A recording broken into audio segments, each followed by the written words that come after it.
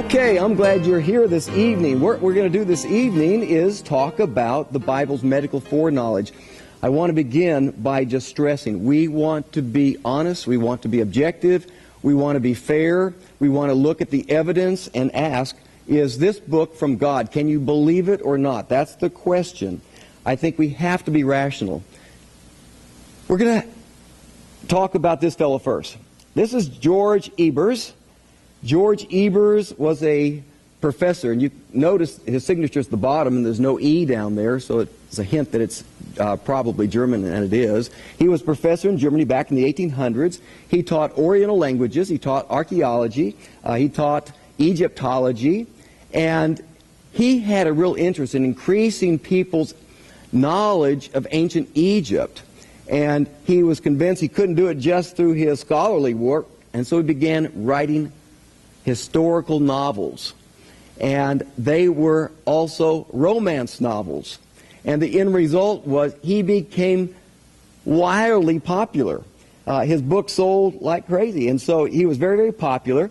You look at him closely, you can tell that he's a fellow who's likely to be writing romance novels. Can't you tell that?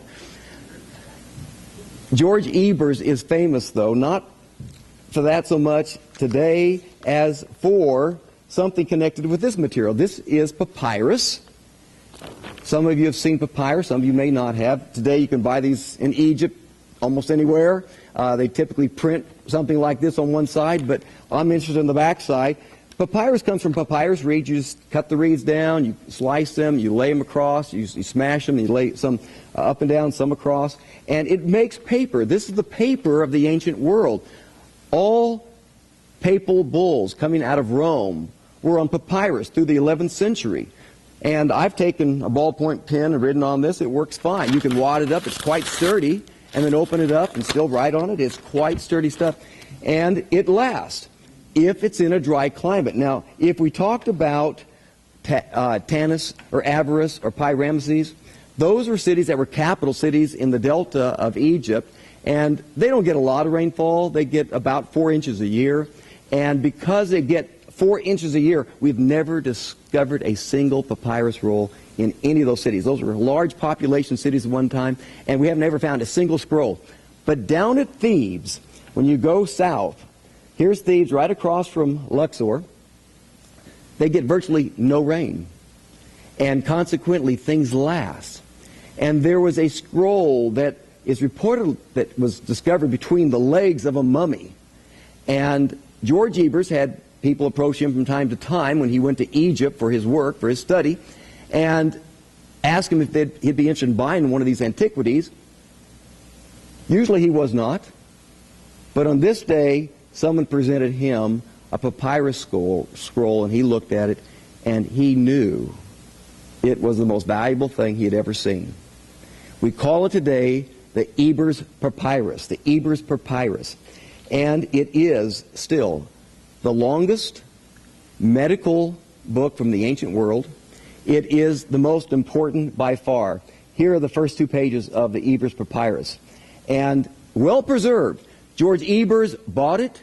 George Ebers then translated it. And you can read the whole thing. The University of Texas has a copy in the library of the whole thing. So you can see exactly what's in the Ebers Papyrus. It's wonderful in that it tells us exactly what they believed about all kinds of things. Let me give you an example of what you'll find in the Ebers Papyrus. Here are some of the prescriptions. To prevent the hair from turning gray, anoint it with the blood of a black calf, which has been boiled in oil, or with the fat of a rattlesnake. Will it work? You know it won't. If you're losing hair, when it falls out, one remedy is to apply a mixture of 6 fats, namely those of the horse, the hippopotamus, the crocodile, the cat, the snake, and the ibex. To strengthen it, anoint it with the tooth of a donkey crushed in honey. Jared, you need this recipe. Snake bites. Give victims magic water to drink. Magic water is made by pouring water over a sacred idol. Wound dressing. Take human excrement, mix with yeast of sweet beer, safford oil, and honey. Apply it as a poultice. Can you see why so many Egyptians died of lockjaw? I mean, this is dangerous, folks. And yet, when you go through the Papyrus Ebers, these are the kinds of recipes you'll find. Prescriptions for dealing with all kinds of things. Baldness, dental problems, wounds, all kinds of things. And it's silliness. You can't do these things and have success. Cook worm's blood and crush it in oil. Cook a mole and drain it into oil. Mix in fresh milk and donkey's dung. Apply it to the opening. That's what you do if you have a splinter. You think it will work. You know it won't. You know it won't. And yet, that was the best knowledge that they had at that time. Another one. Just other common medicines. Mother's milk in a lot of the prescriptions. Lizard's blood, swine's teeth, putrid meat, stinking fat, moisture from a pig's ear, donkey's hoofs, animal fats from various sources, excrement from human beings, donkeys, antelopes, dogs, cats, and even flies. And so the Papyrus Ebers, or the Ebers Papyrus, has all kinds of prescriptions, and they are dangerous. They lead to problems. Now, why it's important to us this evening is as follows. We're told that Moses was raised in all the wisdom of the Egyptians. Moses was raised at about the same time that this was recorded. This is dated to 1550 BC. We don't know the exact age, but about that period of time. And that's about the period of time Moses was in Egypt, which means that if the Bible is not supernatural, what you ought to expect is to find things like that all through the Bible, those kind of concepts that are absolutely foolishness, but the people of that day didn't know it. Now, you may be thinking, well, maybe Moses was just ahead of his time. That's not fair. Let me explain why. If you go 1,000 years later, you get to this fellow, Hippocrates. And Hippocrates had all kinds of ideas also that were silliness, that were not truth. Hippocrates said that if you know someone who's depressed, you know what it is? They have too much black bile. If you know someone who's kind of dull, not very fun to spend the day with, you know what the problem is? Too much phlegm. In fact, he thought all problems in humans were tied to one of the four humors. Blood, black bile, yellow bile, and phlegm. Everything about a person, their health, physically, mentally, even the personality is tied to those four humors. Was he right? Absolutely wrong. He said about insanity, the corruption of the brain is caused not only by phlegm, but by bile. You may distinguish them thus. Those who are mad through phlegm are quiet and neither shout nor make a disturbance. Those maddened through bile are noisy, evildoers, and restless, always doing something. These are the causes of continued madness. Was he right? Absolutely wrong. And yet, it's not that Moses was ahead of his time, because 1,000 years later we have Hippocrates, and we can go another 1,000 years. I found a book on early medieval medicine, and I found a letter in that book. This was written to King Theodorus, king of the Franks, and he was asking about the preparation of food for good health, and here's what he's told. So this is the best wisdom from around 520. Man's health depends on proper foods, for if he eats well-prepared foods, his digestion is good. But if they are not well cooked, trouble develops in the stomach and abdomen, generating bad humors, ulcers, and severe belching, whereupon fumes ascend to the head and poor vision and eye troubles result. If you wear glasses, this is the problem. Cook your food better. That's the answer. So they thought in 500, AD 500. Well, you say, that's old. You know, nothing like that in modern times at all. Don't say such. It continues. I go to this fellow, Henry Cotton. Dr. Henry Cotton was put in charge of the Trent State Mental Hospital in New Jersey, and he was bothered by the fact he thought that their treatment of the mentally ill was just wrong. And he was right about that. About 80% of the patients in the mental hospital were bound. Many were wearing straitjackets. They were all confined in some very severe way, and he said, we've got to change that. And he was right. Pinnell had said so long before Cotton and others had said so. So it's not a new idea, but he was convinced the reason people have mental problems is because of germs, bacteria. We had discovered not that long ago that physical disease is often due to some bacteria. some virus or something. And he said, that's the same problem. That's what's causing mental problems. And he was convinced of it, and so he began doing experiments. He believed, for example, that no one should ever have a crown put on a tooth in their mouth, because if you put a crown in, it is apt to lead to infection underneath that crown, and that can lead to mental problems. Here's what he wrote. At the state hospital at Trenton, New Jersey, under the brilliant, this is from the New York Times, describing his work. They were so hopeful. At the state hospital at Trenton, New Jersey, under the brilliant leadership of the medical director, Dr. Henry A. Cotton, there is on foot the most searching, aggressive, and profound scientific investigation that has yet been made of the whole field of mental and nervous disorders. There is hope, high hope for the future. Now, Cotton said, the high degree of mechanical skill of American dentists has produced wonderful cosmetic effects.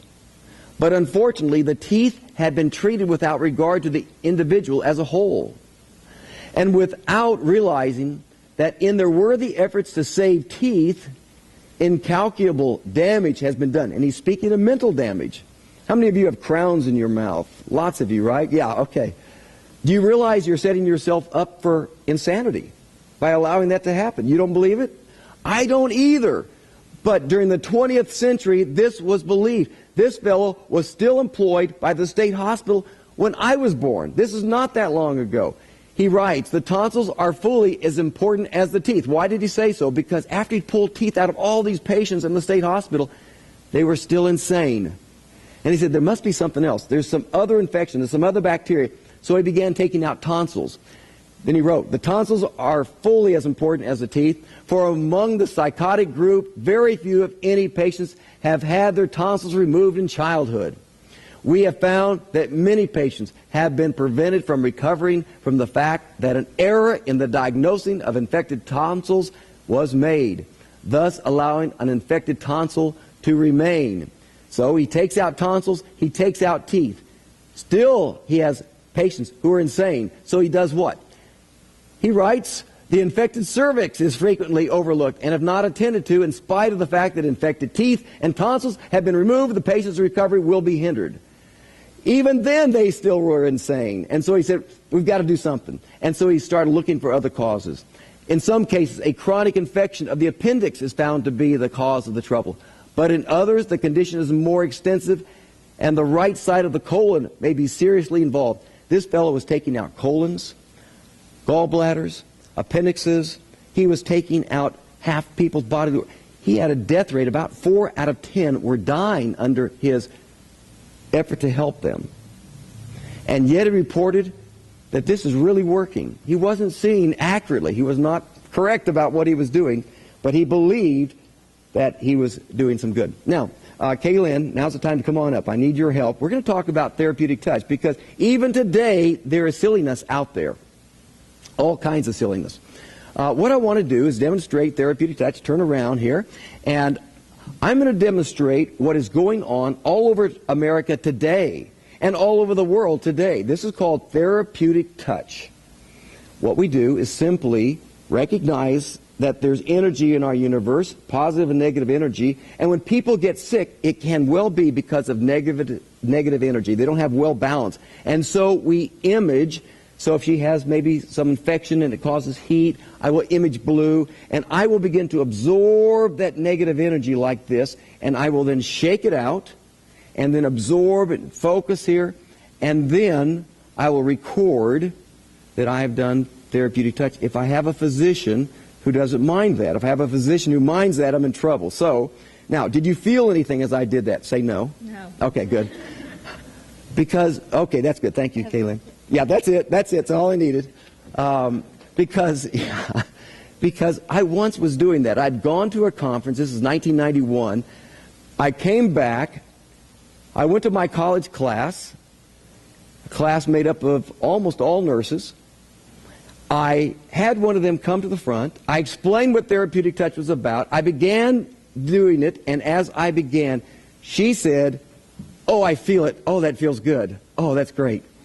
Which completely destroyed my ability to present that information. I had to ask her to sit down. I had to go on. I obviously couldn't go on and embarrass her. So, folks, in 1991, I attended a conference where this was being taught.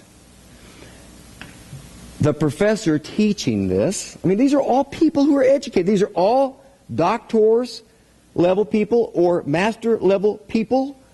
And she was as serious as she could be. I heard not a single criticism. There were probably 60 people or so in the room. I couldn't believe my ears. I didn't raise my voice either. I went because I knew they were teaching therapeutic touch. I wanted to hear what she had to say. She was as serious as she could be. She said things like, now listen, when you shake out the negative energy, make sure it's not towards a plant because you can kill the plant. She was serious. She said, I had a cancer patient once who grabbed my arm, and when she did, I immediately felt the negative energy being absorbed, and so I had to pull away quickly. She was as serious as she could be. And so, it's still going on. The Journal of the American Medical Association, JAMA finally published an article. This was 1998. And here's what they reported in 1998. Therapeutic touch is being taught at over 100 colleges and universities, including the University of Texas, folks. Over 100,000 people have been trained in therapeutic touch as of the mid-90s. It's well over 200,000 today. RN, which is one of the nursing profession's leading journals, published numerous articles favorable to TT, therapeutic touch. Today we have Healing Touch International. We have the Therapeutic Touch International Association, two organizations that are dedicated to promoting therapeutic touch. So today we still have this silliness. The article that JAMA published, I think they very purposely tried to move people away from this because they published a science experiment done by an 11-year-old girl. And this is her experiment. And this was in JAMA. Her parents were the first and third authors, and she was the middle author there of the JAMA research study, the article that was published there. And basically asking these therapeutic touch practitioners, are you absorbing it? Are you aware that you're absorbing anything now or not? And of course, they couldn't tell. So silliness still goes on. That's the point I want to make. And I could give you many, many examples of things that are silly today, still going on. But I just wanted to contrast this with the 5 books of Moses. The first 5 books of the Bible, written by Moses, written at the same time that the Ebers Papyrus was popular, written at a time that predates all this other silliness that is continued from that time to the present. And yet there is not a bit of silliness in the Bible. I think the general population, people who don't know a lot of Bible, who don't have a lot of knowledge, I think they generally assume that the Bible has some silliness. It doesn't. I'm going to show you, we're going to talk about the issues that are used to challenge the Bible. We're going to talk about Noah and the ark and some of the other things, Jonah and the whale. Okay, we'll talk about some of those things. But, folks, there is not a bit of scientific silliness or medical silliness. In fact, it's just the opposite. When you look at the Bible, what you find is medical foreknowledge. You find that it is a book filled with scientific foreknowledge. And so I want to demonstrate that. I want you to see that. And I'm going to start that discussion with this quote from Dr. George Rosen. George Rosen at one time was considered the world's authority on the history of medicine. This is from his book on a history of public health. And he says this, I find these words just amazing. Leprosy was the great blight that threw its shadow over the daily life of medieval humanity. Fear of all other diseases taken together can hardly be compared to the terror spread by leprosy. Not even the Black Death in the 14th century or the appearance of syphilis toward the end of the 15th century produced a similar state of fright. I find those words amazing for this reason. Do you know how many people died of the Black Death? The lowest number you'll ever see is around 70 million people. You'll see numbers that are over 200 million people. We're saying that in many towns across Europe, you had half the population die in a short period of time. It just absolutely did devastation across Europe. And yet, Dr. Rosen says leprosy caused more fear than even the Black Death. Why would that be? If you see some pictures of leprosy, maybe you will understand. I'm going to show you some, just 6 very quickly. This is a leper's hand. It's in the early stages. You get some blistering, you get some nodules, you get some white patches. As time goes by, notice what happens to the hands. They draw up. You don't have fingers fall off, but you have decay for various reasons. One of those is that because you lose feeling, you can pick up a hot pan. So you destroy tissue over and over, and the hands become deformed like this. In time, you will see this. It's just a stub. That's a human hand of a living person who has advanced leprosy. You will see it affect the face dramatically. You will see what, I won't even show you the worst photos, by the way, because they are very grotesque, but you will see people without a nose. It'll be a cavity, just a hole going into that part of their face. And look at his hands and look at his face. Look at the hands, look at the face. You see here again the nose is in effect becoming deformed, and it will in effect become just a hole in his head in time. It is frightening. You have these nodules that emerge as a result, and of course it causes blindness. The effects of leprosy are frightening, absolutely frightening, and they just ravaged Europe. And then finally, the church stepped in. The church, and of course members of the church were being affected as well. And finally someone said, you know, in the Old Testament, you know what they said? God said in the Old Testament to the Jews, He said, you ought to separate those with leprosy from other people. Let's try it. And they began quarantining those with leprosy. And folks, that's what brought the end to the scourge. It was doing what God had said. Here it is from Leviticus 13. The Lord said to Moses and Aaron, when anyone has a swelling or a rash or a bright spot on his skin that may become infectious skin disease, he must be brought to Aaron the priest or to one of the sons who is a priest. The priest is to examine the sore on his skin, and if the hair in the sore is turned white and the sore appears to be more than skin deep, it is an infectious skin disease. Towards the end of the chapter, the whole chapter is filled with some instruction about how to treat infectious disease. I'm just reading a couple of verses to you. As long as he has the infection, he remains unclean. He must live alone. He must live outside the camp. That's the way the Lord treated leprosy, and the Jews were blessed because of it. And then that information was in effect neglected or forgotten, and it led to the deaths of millions and millions of people. What else did the Lord say? All through the book of Leviticus and Deuteronomy, we have information that would bless any nation today. The Lord said, the person with such an infectious disease must wear torn clothes, let his hair be unkempt, cover the lower part of his face, and cry out, unclean, unclean. He is to let everyone know. He should be recognized from a distance. In other words, the Lord set up some rules that will protect everyone else from that infectious disease, and that is the way to control the spread of infectious disease. That was the right idea.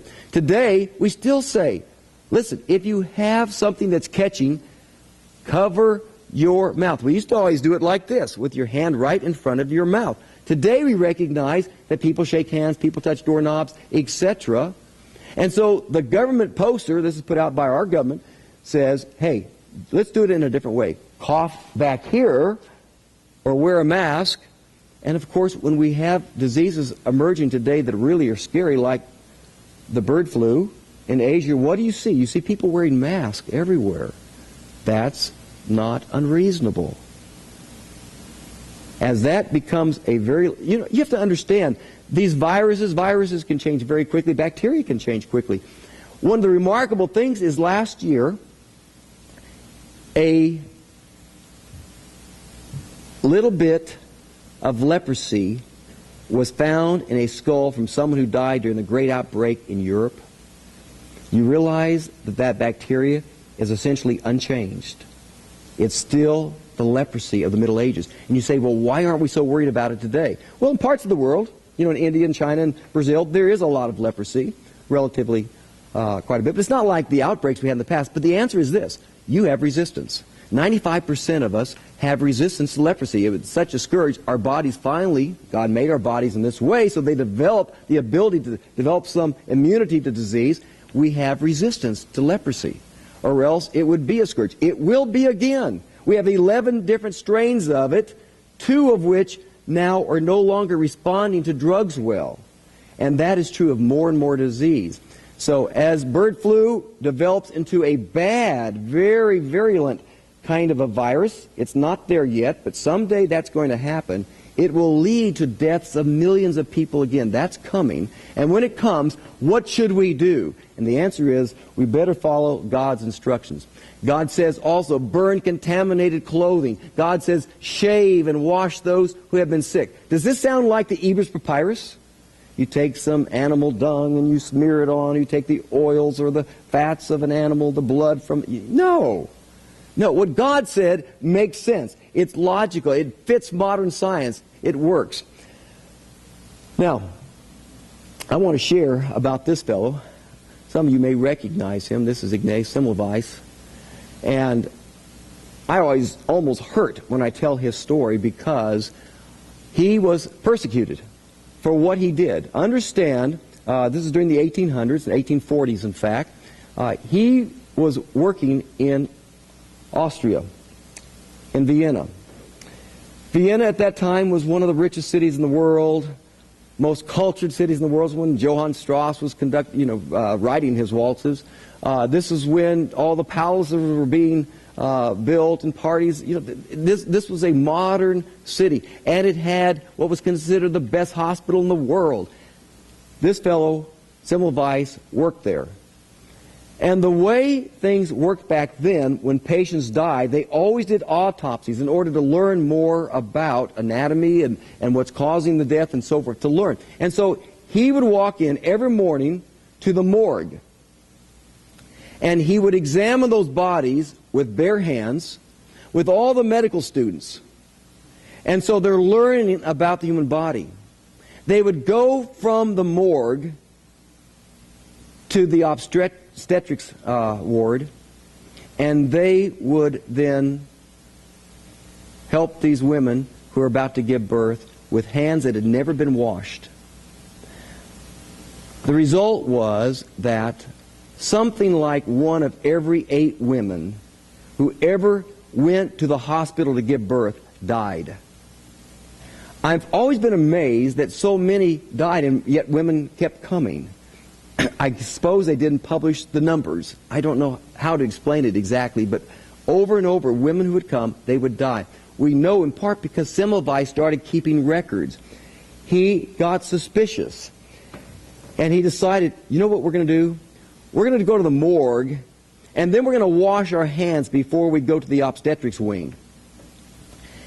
And when he did, the death rate plunged immediately.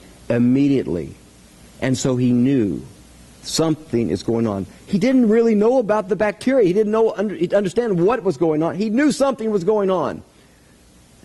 And so he instituted that policy.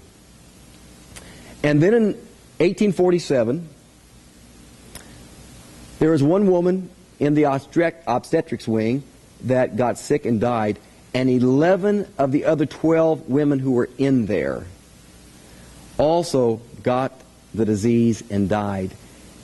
So 11 in all, 10 other women. So Semmelweis said, something is going on here.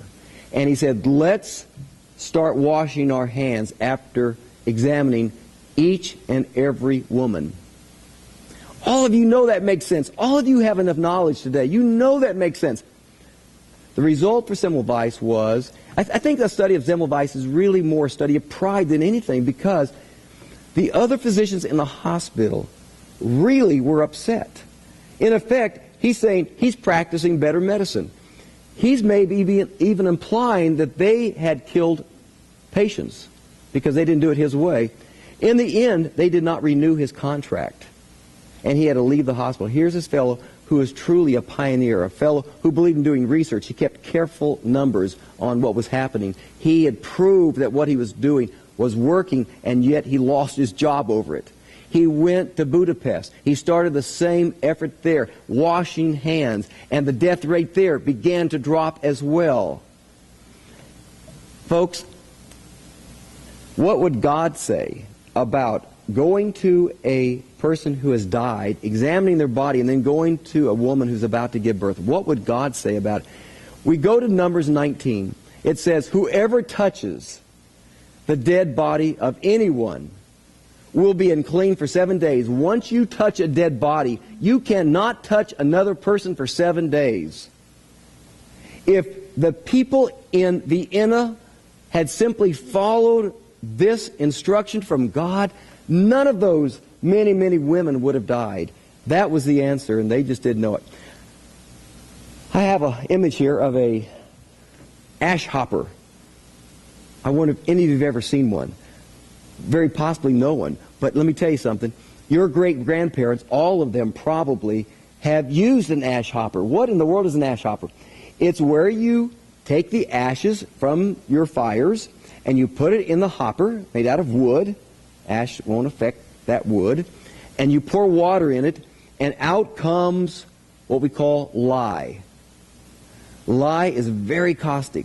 It's very dangerous. If the liquid that comes out the bottom, that lye, which they then took and mixed with animal fat or with wax, and they'd make soap, and I've heard people who actually had made lye soap, and they say it's not like store soap, it's stronger. It's good stuff.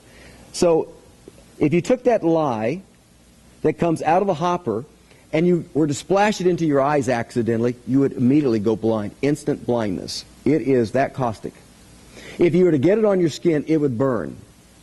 So there's a problem with making lye. It works. It's a good killer, but it's dangerous stuff.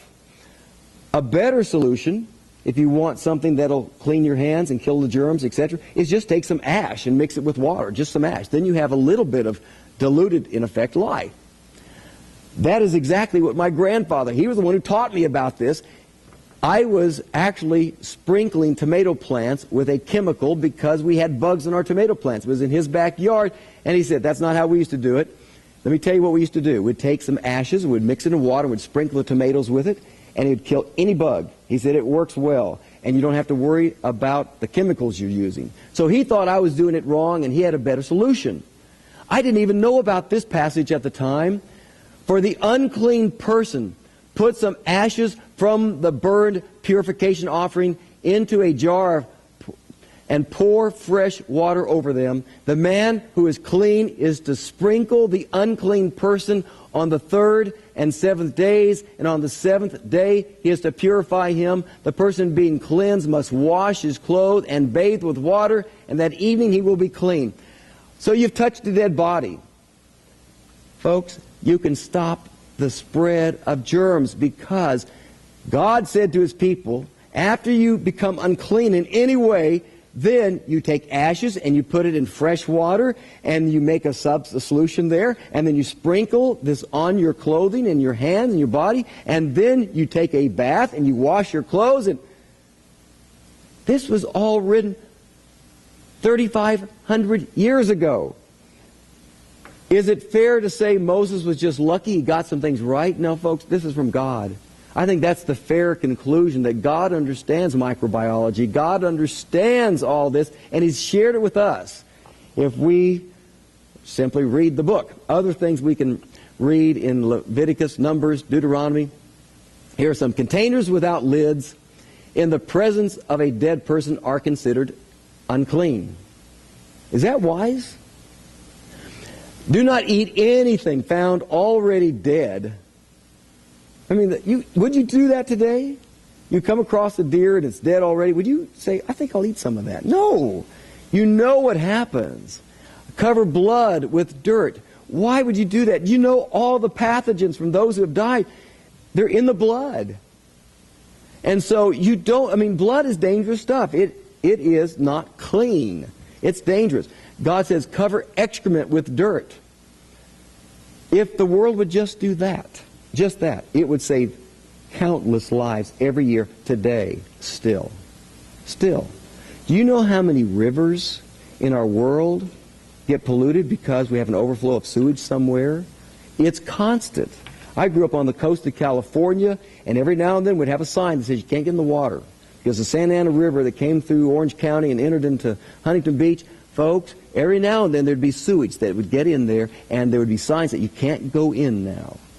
All over our country, there are ponds and lakes that get monitored, and every now and then there are signs put up, you can't go in here. In much of the world, sewage goes into rivers, and it leads to health problems. It leads to typhoid and meningitis and hepatitis, and you get the idea. God had it right, and He had it right so very long ago. Long time ago. Leviticus 11, of all the animals that live on the land, these are the ones you may eat. Meaning God has laws about what you can eat and what you not eat, and this is health news? It is. Folks, I'm going to read just a little bit. But I wanted to discuss what God says about diet, because what He says about diet also displays that the Bible is inspired. It is from God. It is not a normal book. It is supernatural.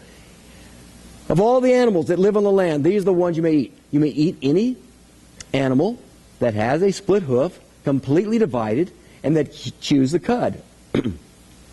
There are some that only chew the cud, or only have a split hoof, but you must not eat them. The camel is ceremonially unclean for you. The coney is unclean for you. The rabbit is unclean for you. And the pig, it is unclean for you. You must not eat their meat or their carcasses. Of all the creatures living in the water, of the seas and the streams, you may eat any that have fins and scales. But all creatures in the seas or streams that do not have fins and scales, whether among all the swarming things or among all the other living creatures in the water, you are to detest. And since you are to detest them, you must not eat their meat, and you must detest their carcasses. Anything living in the water that does not have fins and scales is to be detestable to you. That's what God said. Now, is it arbitrary? Did God just say, okay, you can't eat these animals and not these animals? I mean, the clean ones are things like sheep and cows and goats and pigeons and turkeys and doves and trout and bass and tuna. And God says, those are all fine, eat them. But God then says, don't eat rats and cats and dogs and hogs. Don't eat bats and vultures. Don't eat catfish. So God gives us a list. The question is it arbitrary? Or is this a wise list to follow? That's the question. If the book is supernatural, it may be that this is a wise list to follow. Now listen, it's not a sin to eat rats. It's not a sin to eat cats. It's not a sin to eat dogs or hogs. God is very plain. He said you can eat anything now. Those laws are for the Jews, but the question is there wisdom? Is there scientific foreknowledge displayed in those? This fellow did some research. His name is David Macht, and he was at Johns Hopkins. He's a medical doctor, but he's also a pharmacologist. In fact, he made many very important discoveries in pharmacology. He was a true researcher. I think it's fair to call him an experimental biologist. And Dr. Macht got interested in the food laws that we find in Leviticus 11 and Deuteronomy 14, and he decided to do an experiment. It is a fascinating experiment. I have never seen it reported anywhere, and it's a shame because it is such a fascinating experiment. And it is a true experiment. What he did was to take meat from the clean animals and the unclean animals. He took, for example, a little bit of camel meat or a little bit of horse meat or a little bit of cow meat or goat meat. And he took the tissue and he squeezed it to get muscle juice, in effect. And then he mixed water, 98%, and muscle juice, 2%, to have a solution for each of those various creatures that are mentioned in Deuteronomy or in Leviticus. And then he decided to try to grow some plants. He chose these. These are white lupins. And the reason he chose these is because they have very high reliability. What that means is that these plants all emerge from seed at a very high rate. So you can anticipate they will grow. And then they grow at a very steady rate. So if you plant 100 at the same time in a greenhouse, you'll see 100 plants come up and they will all grow at the same rate. By using that particular plant, he knew he could put his theory to the test. And so he did. He began growing those plants using a solution of cow meat juice and water, or horse meat juice and water, and so all the different clean and unclean animals on these different plants, and he wanted to see what would happen. What would you guess? His theory was the unclean animals may have toxins in their flesh. There may be something in those animals. Here are the results. The effects of fresh mussel juice, 2%, on growth of Lupinus albus, that's the Latin, seedlings. Here are the animal species. For sheep, which is a clean animal, folks, you had a little bit of reduction, but not much. 94% growth rate. An ox, 91%. A goat, 90%. Deer, 90%. The clean animals, those first four that are listed, I'm not giving you everything that he reported. I just have to summarize a little, but notice that you have very high growth rates for all of those animals that the Lord declared to be clean. And then you get the animals the Lord declared to be unclean. Hogs that will eat poop. Rabbits that eat poop. Camels. I don't know why they're unclean, but they're unclean. I wouldn't eat camel meat. I just wouldn't do it. Horse. I don't know why they're unclean, but I wouldn't do it. They have toxins in their tissue, in their muscle tissue. I wouldn't do it. He did the same thing with the birds that are mentioned in the Bible. The effect of fresh mussel juice is 2% on growth of Lupinus albus seedlings. A pigeon, 93%. Duck, 90%. Quail, 89%. Goose, 85%. Turkey, 85%. Chicken, 83%. Those are all clean fowl according to the Lord. We can eat those. The Lord says those are fine. We can eat the rest of them too, but the Lord told the Jews in the Old Testament, these are unclean for you. And I think we should learn from that. The unclean include the owl, the crow, and the hawk. I don't want to eat those meats. You can do it. I don't want to. The fish even. Effect of mussel juice, 2% on growth of Lupinus albus seedlings. Sea bass, 103%. It actually grew above what you would expect. Shad, 100%. Herring, 100%. Pike, 98%. Tuna, 88%. And then you get to the unclean fish, the things that the Lord would declare as unclean. And notice that the growth rate is hugely reduced. Now, I'm not saying it's wrong to eat catfish. It's very popular in Texas. Eat all you want. If it's served to me, I'll eat it. But I never choose to buy it. Ever. On my own. Because I know there's something in there. And in fact, I'm told, some of you know, I'm told that catfish, in fact, will eat sewage.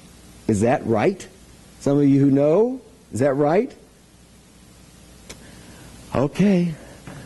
Eat it if you want. Okay, there's nothing wrong. Eat it. Eat it, no problem. But I want to choose my fish from the clean ones. It's kind of like armadillo. Is it wrong for you to eat an armadillo? Is it a sin? The answer is no. You can eat anything you want. But do you know that 1 of 6 of the armadillos in our area, 1 in 6, carry leprosy? Do you want to eat those things? I don't. All those animals that the Lord said, they're unclean for you. I want to avoid them because I'm convinced that our God knows what's for our best, and He gave us information that's to bless us. So we can say the same thing about pig. Now listen, pig is not dangerous like it once was. There was a time that, pigs contained everything. Trichinosis, of course, you know about that, but even if you had meat that wasn't well cooked, you can get things like tapeworm cysts in your meat. And of course you can get erysipelas, you can get typhoid. There's things that come from eating these animals that are declared unclean by God that you don't have in the clean animals. And so, listen, if it's served to me, if it's well cooked, I'll eat it. But I personally don't. I think it's pretty safe today because it's inspected. We have a very different culture. But if I lived in a primitive culture, if you went to Africa today, to a poor town in Africa, and you were served pork, would you eat it? If you went to somewhere in the world that you knew their sanitation laws are not what ours are, and they serve you pork with you. So, that's where I'm at. I don't think it's so dangerous in America, but God knew that over the course of history, what would protect His people is to have some laws, and so this is one of the laws. Even turtles. We have friends that have a turtle. That's their pet. It's a turtle. I've never touched it with my hands. I'm not going to. Why? Folks, turtles carry salmonella. That's why it's against the law in the United States to sell turtles. Any turtle under 4 inches, it's illegal to sell it. Did you know that? Has been since 1975. It's illegal. And in fact, our government has information on how to dispose of turtles. I didn't know this existed. I read it just the other day. Any reasonable, voluntary, or on-demand method of disposition that accomplishes the goal of removing small turtles from the general sale or distribution is acceptable. Get rid of those things. Because turtles are cold-blooded, freezing is a humane method of destruction. So I thought, maybe I ought to go to our friend's house and put their turtle in the freezer just to protect them. Well, maybe not to. Okay, let's talk about one other issue. And this is the one that gets people riled at times. Circumcision. Genesis 17. This is my covenant with you and your descendants after you, the covenant you are to keep. Every male among you must be circumcised. Now, that's God's law, and that went flying into the face of the medical establishment in America. There was a strong reaction. You have to realize, but it used to be well more than 80%, in fact, closer to 90% of American males were circumcised. But then our medical society, the American Academy of Pediatrics, is the one that issues the statements. 1971 was the first statement, and here's what it said. There are no valid medical indications for circumcision in the neonatal period. They said, there's no reason to circumcise babies. It is silly. You shouldn't do it. There's no medical advantage for doing it. You should not do it. That was 1971. Their policies changed over the years. In 1975, they said, well, there's no absolute medical indication. They toned it down just a little bit. In 1977, they said, there are no medical indications for a routine circumcision. Some cases, yes, but not routine. And the procedure cannot be considered an essential component of health care. And they continue to issue statements year by year, not every year, but at various points throughout the year since 1971. Since 1975, they said in 89, new evidence has suggested possible medical benefits from newborn circumcision. Newborn circumcision has potential medical benefits and advantages, as well as disadvantages and risk. Maybe you should, maybe you shouldn't, they say. That was 1989.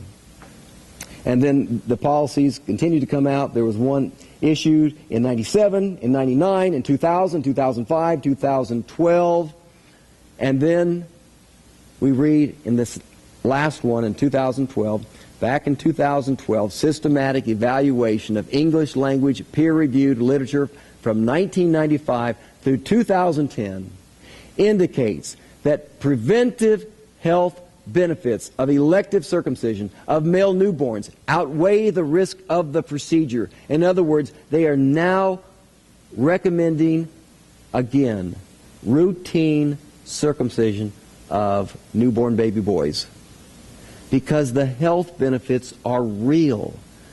Now, why did God tell His people to circumcise those babies? Isn't that amazing? Did God know something before medical science discovered it? The answer is absolutely yes. He made us. He understands us. He knows chemistry. He knows biology. He's the father of all science. So He knew it. But one other issue, when should you circumcise? What would be the right time to circumcise? The problem is, if a newborn is taken down by the doctor for circumcision immediately after birth, that baby may bleed, and the bleeding will be almost impossible to stop. It's tough.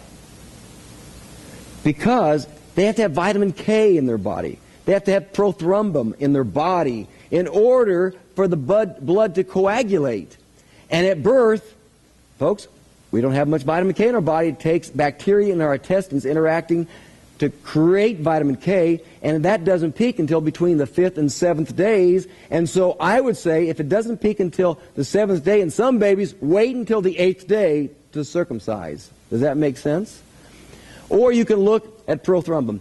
Folks, look at the numbers. This graph shows you when it peaks. You will have more prothrombin in your body on the 8th day of life than you will have at any other time in your entire life. There it is. Look at the graph. Look at the numbers.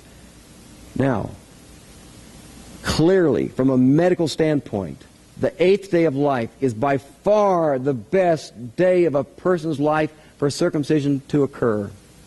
By far. Hospitals don't want to wait that long, so they inject that newborn baby with some vitamin K and they take them down and circumcise them. That's what's done today. But if you said, I don't have a shot of vitamin K to give, when should you circumcise? Clearly the 8th day. What did God say? Genesis 17:12. For the generations to come, every male among you who is 8 days old. God knew the best day was the 8th day, and He told us to do it that way. That's the day to be circumcised. I want you to know, when you look at a coagulation cascade chart, that's what this is, what happens to cause blood to coagulate? Is it a simple process? No. I mean, we're simplifying it to say just take vitamin K and a little prothrombin and you've got it. No, folks, that's simplifying. There is a chemical process here that is incredibly complex. Who created that incredibly complex process? Who's able to put it into a tiny sperm that's so small you can't see it? So it's transmitted from generation to generation. Who's able to do that? I mean, our God is so great. And we need to say it over and over. Our God is awesome, what He's done. And yet we have those out there who cannot look at the information we're looking at and be objective and be fair. They'll say, no, I think it's an accident. I think all this matter came about by accident. I think all these laws of science are just by accident. It makes me think of that passage in Romans 1 that says, they claim to be wise, but they were fools. I'm afraid that's what happens in so many classrooms. A professor gets up and says, here's the way it is, and he starts ridiculing the Bible, though he doesn't know the wonder of the Bible. And we're just beginning. It goes on and on. The Bible is filled with science that is a demonstration of the fact that God understood science before modern science ever came along. God is great. Can we all agree with that? Okay. Thank you for coming. Next time, what we're going to do, we'll look at some more medical information, but we're also going to look at other pre-science that we find in the Bible. It's there, and it's remarkable. And so, next time we'll cover that. Thank you for being here. Appreciate it.